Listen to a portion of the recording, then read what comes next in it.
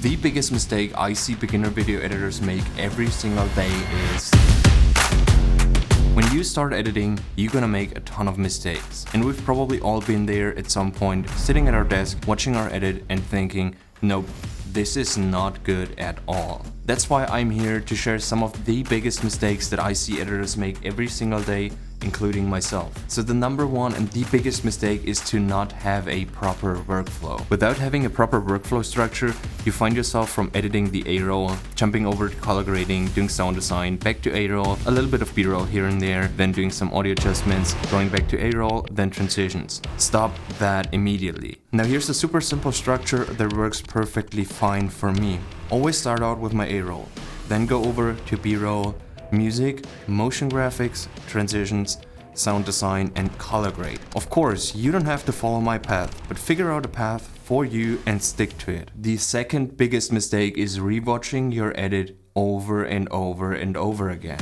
Don't get me wrong, rewatching your edit is crucial to fix mistakes and to figure out what parts you need to tweak. But you don't have to do this step every single time that you make a change in your project. Think about the time that goes to waste if you watch the entire timeline over and over and over again every single time you edit a new title, transition, or effect. It'll take you days, weeks, or even months with all that wasted time to finish a project. And I'm referring back to tip number 1 here. Do all the steps one by one until you have your final edit. Then rewatch it and use the M key on your keyboard to mark the sections that you need to make changes to, and then go back to all of them and change them one by one. So tip number 3, or mistake number 3, is just to avoid any distractions. We get distracted way too easily. With the rise of TikTok, YouTube Shorts, and Instagram Reels, our attention span seems to keep dropping. And with our phone always being within an arm's reach from us, we're often tempted to jump onto social media real quick to find some new inspiration, and suddenly we wasted an hour or more where we didn't get anything done on our project at all. And with the rise of self-help gurus, they often tell us to go as far as deleting social media on our phone. Delete your apps.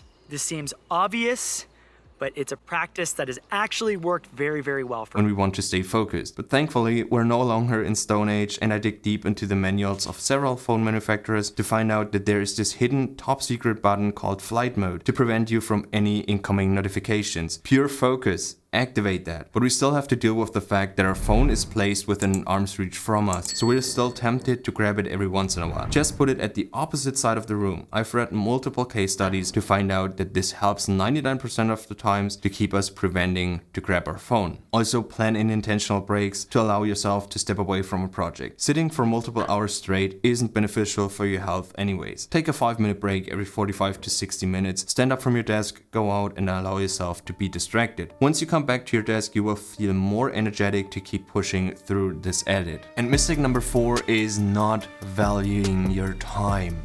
As a new creator, you're often tempted to create your own motion graphics, titles, transitions, instead of getting pre-made ones because you don't want to spend money on something that doesn't make you money in return.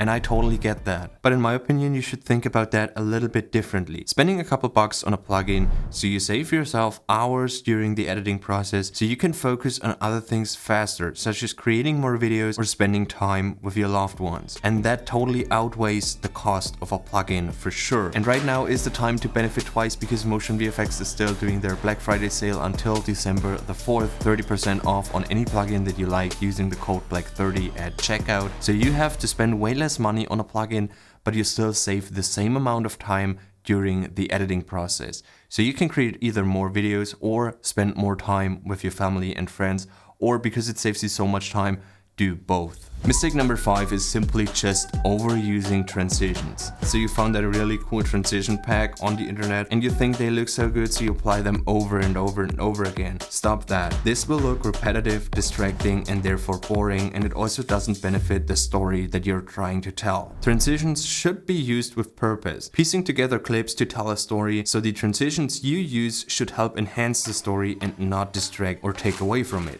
And sometimes the easiest solution is also the best to tell your story and to keep your video flowing. A simple cut. Now whether you use a J-cut, L-cut, match cut, or a jump cut, cut with purpose and your video will keep flowing so much more nicely. I guess that's a wrap. I hope you enjoyed this video, and I also hope that you could have taken 1 or 2 things with you. If that's the case, please consider leaving a like and a comment. This would mean a ton to me, but anyways, Hope you're having a great day. See you next time. Bye.